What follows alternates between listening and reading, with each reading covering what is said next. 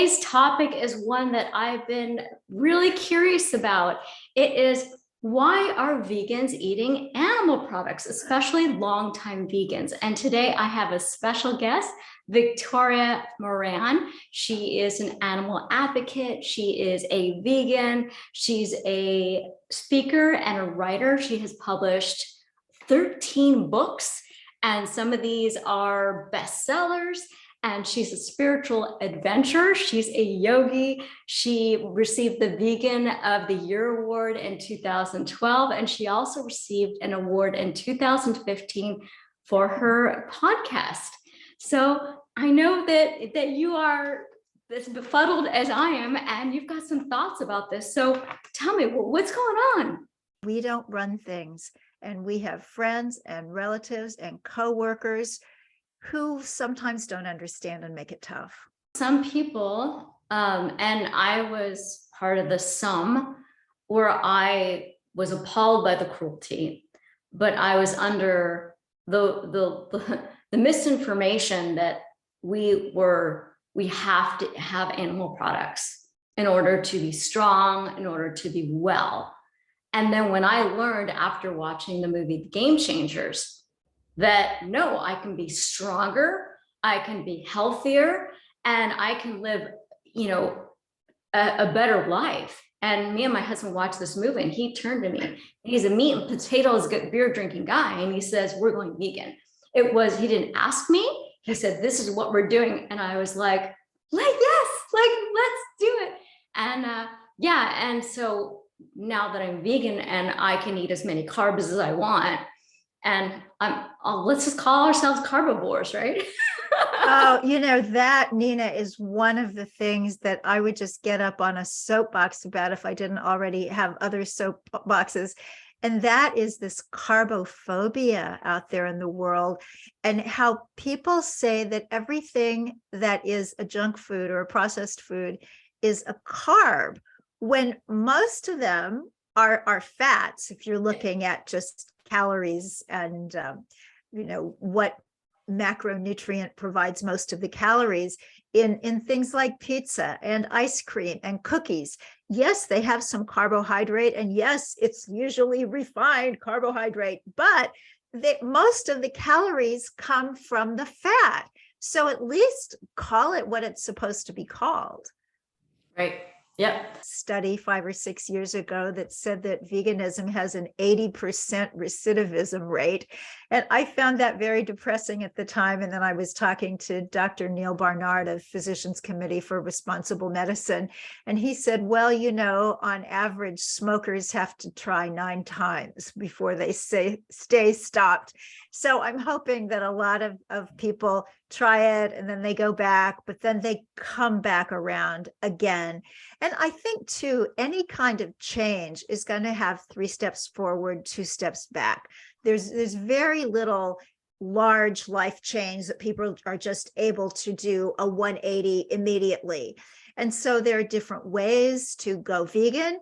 You can certainly do it overnight. And if you see a movie or something that just makes you think, oh no, this is it, this is the way I'm going to go, then certainly nobody should hold you back from making that change immediately. But if you happen to fall off the wagon, you don't want to say, oh gosh, it's too hard or must not be for me.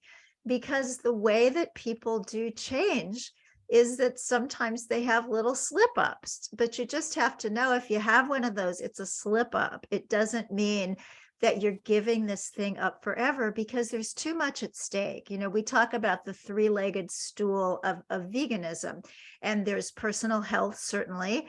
There is the state of this planet. I mean, we're looking at this massive extinction. We're looking potentially at the extinction of humans. Right. I mean, the idea that our species that we're all so proud of, we have Beethoven and Einstein and all this great history of humans, we may be the next dinosaurs. It's very, very frightening, and animal agriculture is so tied in with that. And then, of course, there is the being who has the most to do with what's on your plate, if there happens to be an animal product on your plate.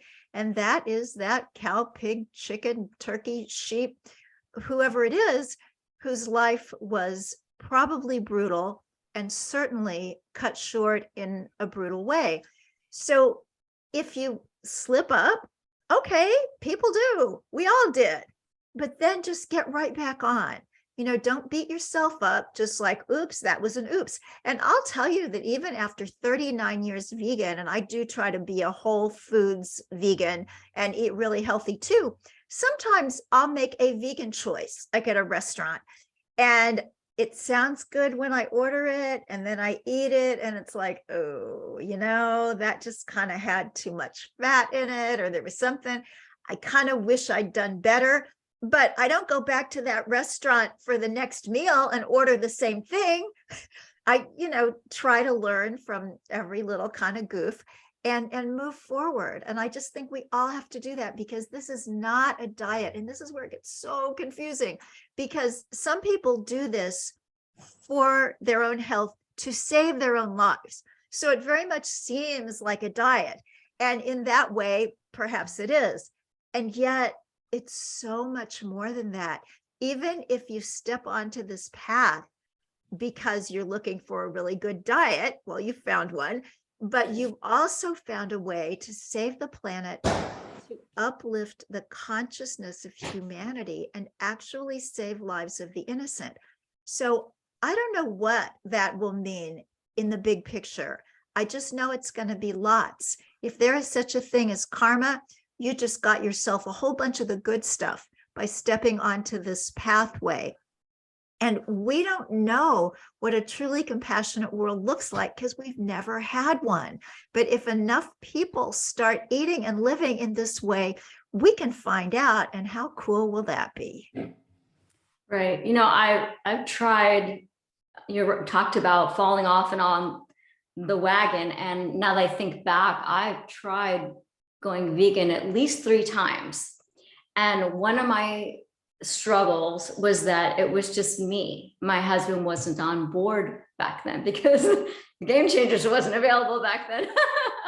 But yeah, and so yeah, it was not having the support, making, I would make my salad and then he would grill the steak to go with the salad, so there was that. And then back then, there wasn't all these great substitutes, and there wasn't as many vegan restaurants. So right now, I think it is so incredibly easy to be vegan. And then someone was saying, oh, well, there's not that many choices. Well, yes, that's true. If you go to a market, there's going to be way more meat choices, but there's so many vegan choices.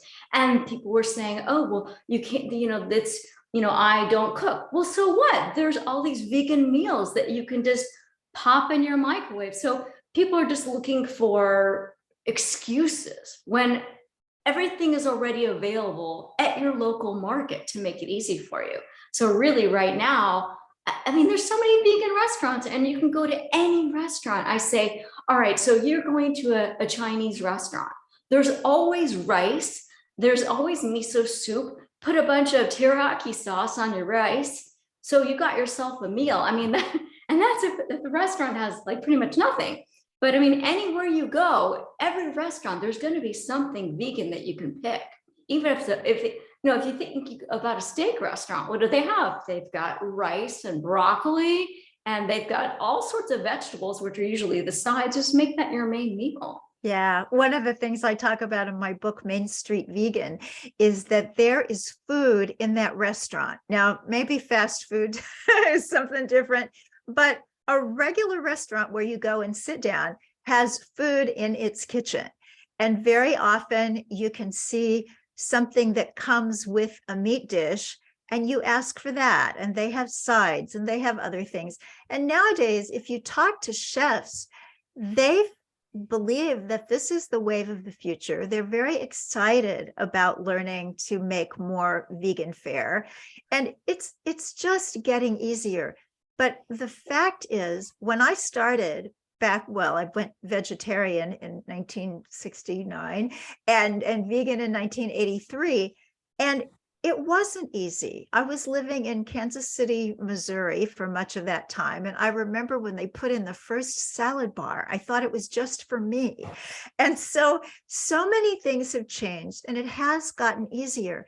But the fact is, I think what's really going to make the difference for humanity, for the consciousness of all of us in the human species, is if people can get it, that my preferences are worth much less than someone else's life and freedom. And if I want, so instead of saying, yeah, I eat meat or I eat chicken and fish, just say, yeah, I eat animals. Well, why do you eat animals? Oh, because, no, I eat animals because my preferences are more important to me than their lives. If we can just start being honest, then maybe that person speaking will never change, but somebody hearing them will change. And we've got to start somewhere. Yeah, I heard of a woman, I haven't met her yet, and she's been vegan for 3 years, her entire family. And then the whole family got COVID. And after that, they're now part-time vegans. And I said, get me in touch with this woman. And she left me a message. And so we're going to talk. So I'm going to find out more. But what I found out so far is that one of her kids, the son, he's giving her pushback. And it's probably because he wants to be like his friends and, eat what they're eating. But the thing is as parents, we need to tell the kids why and explain it. And, I'm going to suggest that she show her son what happens to these animals before they are on the plate. And we need to be leaders. And there's too many people are followers. Oh, so-and-so is doing this, so I'm going to do this. I don't want to be a follower. I want to be the leader. And if I'm the only one going this direction, I'm not going to follow the path, I'm going to make my own path because, these, it's not just the killing the animals, we're killing ourselves, and we're killing ourselves slowly, and we're destroying our environment and the air and the water, and people don't get that. And I see vegans, the longer they've been vegan, the more beautiful I find them. It's this one gal I know, and I said, how are you? And you're 60s. I said, you have no wrinkles. And she says, it's the way I eat. And I was like jealous. I wish I've eaten that way my whole life. And there was one gal, I forgot her name. She was basically saying, this is the wrinkle-free diet. You eat this way and you have beautiful skin and you have long, thick, healthy hair. And it also affects the mind. But a lot of people are in it's me first. Right now, I've never seen this ever in my lifetime, where everything it's all about me and I don't care about anyone else. People cut you off on the road. They bump into you. They don't say, I'm sorry. And so it's very shocking. And I think what people don't understand is that these foods, quote, foods, these animals, are harming yourself. And they don't understand that. And they're not getting that connection. And the information's all over the place. People just ignoring what's right in front. I mean, if you just grab your old-fashioned oats and you look at the canister, what does it say? A low-fat, low-saturated diet is good for heart health. What has the most saturated fat? Dairy and animal products. And this has been known for a very long time. It's not new information. And yet there's just so much out there.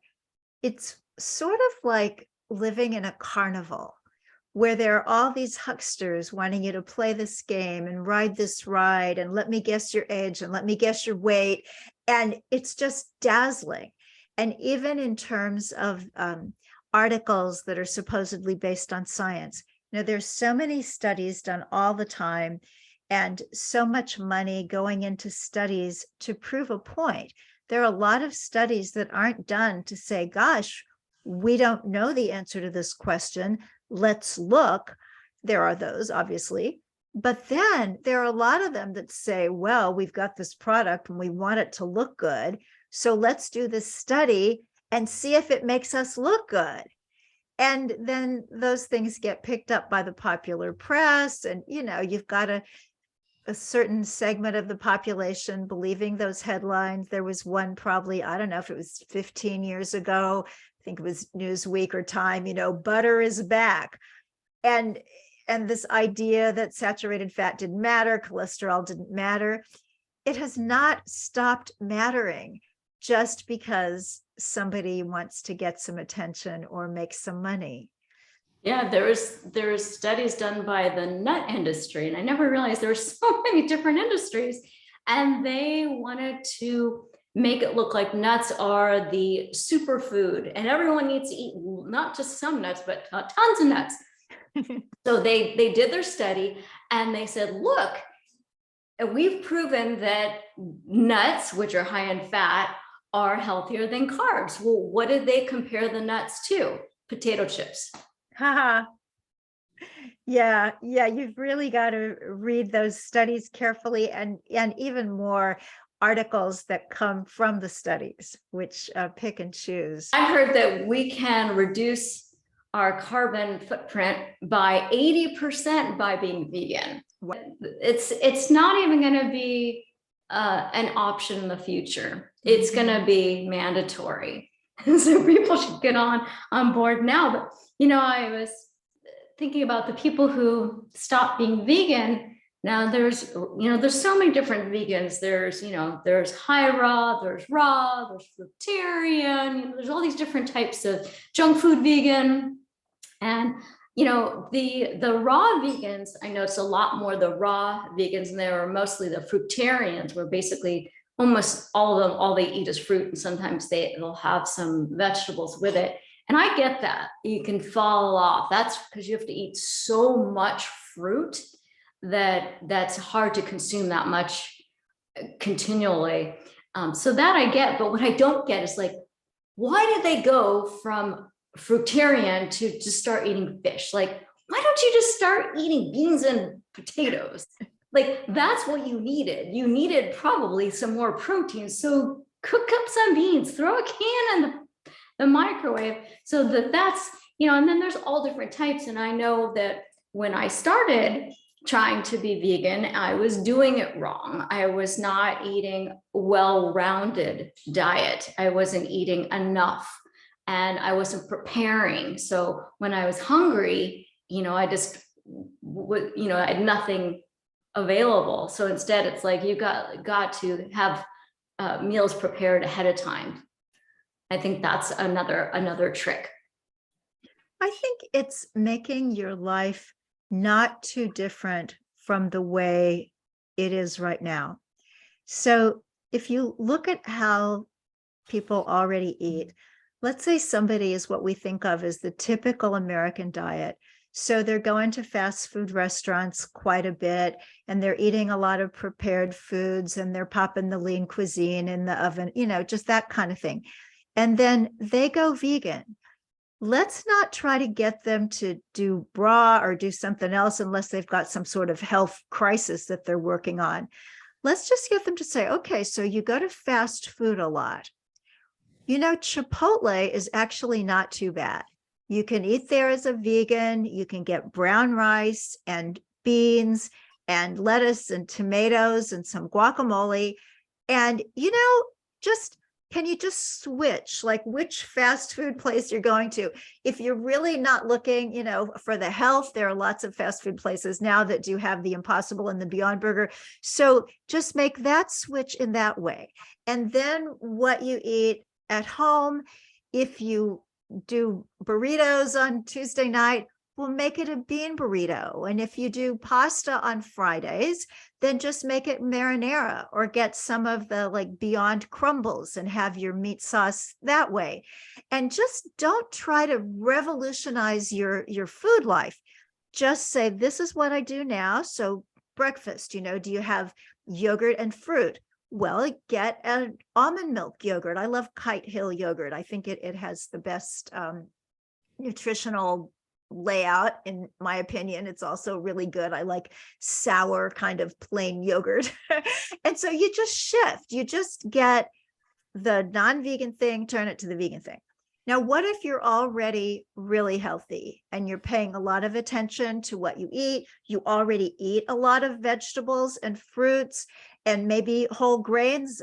Great. You just keep doing that. And all you switch out is the animal food. So from instead of the non-fat milk, you go to one of your favorite non-dairy milks, and there are only about 150 to choose from. So you'll find one that you like. And then instead of the chicken with no skin or the fish on top of your salad, really get into the beans and start to read about these amazing things that beans do. Because even though some guy wrote a book about how beans are bad, people will do anything for money. But if you really look at the research, the long-lived populations eat beans, and they're cheap and they're easy and they're satisfying, and there are all different kinds of them, and you can do lots with them. You can make soup, you can put them in salad, you can make burgers, you can make loaves, you can make casseroles. I mean, they're very, very versatile. So there's people that are really famous, and they're famous for bizarre reasons. They may be famous because they're super pretty or they do weird things, and you'll see them on YouTube and they post these videos saying, why I'm no longer vegan. Well, one, I think it's because they want more attention, and those types of posts get more views and they'll make more money. So I kind of wonder, did they really give up this wonderful lifestyle? Or they just want to make more money and that's more profitable? I don't really know. Well, I know one gal, she has over 1 million followers, and she's a beautiful gal. And she wrote, I'm no longer vegan. And she gave these ridiculous reasons. She was hungry. Well, just eat more. And she was hungry when she went to this game. It's like, well, why didn't you bring a Kind bar with you? Why didn't you just grab a banana? So, but then, this is my baby. Oh, what a beautiful cat. Yeah, and she's a rescue cat. Aw. But now she's showing, and so right after that post, she's showing all these meals that she's making with vegetables. So I'm thinking, you were a liar, maybe she had a slip up. But yeah, so I was hoping you can have a little message for my mother. So my mom is 95% vegan. Great. And of course, that's not acceptable. We want her and everyone to be 100%, because it, like you said, it hurts herself and it hurts the animals. So do you have a message, or what can you say to my mom right now? Well, the first thing that comes to mind may not be what you want to hear. And it is possible that your mom needs that 5% to keep the other 90%. And I'm not saying that as an animal activist, because like you, I want everybody to be 100%. But I also know that sometimes we just need to let people have their process. So first off, congratulations and kudos, and how fabulous are you for being 95% vegan? That is just absolutely stunning. And it really would mean a lot to your beautiful daughter if whatever that thing is that you're doing that is making her sad, I don't know if it's a half and half in the coffee, or if it's sometimes, you go out for breakfast and you have scrambled eggs. I don't know what it is, but you know what? There are ways to just say, you know what? I just want to be free. I don't want to be tied to any kind of 5% that is holding me down. Let me just see how incredibly amazing it. The very first moral precept of yoga is ahimsa, which is dynamic harmlessness. And this is why true yogis are vegetarian, and many of them now are vegan. Culturally, in India, where yoga came from, dairy was highly prized, but that's starting to change. So to find a system that can benefit my body, but that also has the same moral foundation that I've found for myself is really, really special. I think this way of eating is so much more interesting and so much more satisfying. And before I was doing, it was like baked chicken with, with quinoa. And I loved the quinoa and I hated the chicken. So it was yeah, so I really love eating all these carbs. And yeah, it's like the people really don't like the meat. What they like is the fried topping and the sauce, the sugary sauce that goes onto it. But thank you so much for joining us. And Thank you for having me. yeah, and I'll let you know what my mom says. Oh, goody. Well, that's lovely. And how wonderful that she has joined you on this path. It's family members can be the hardest to influence, and when somebody says, "Yeah, I get it," it's really, really gratifying. Right. Well, take care and let's keep in touch. Thank you so much, Nina.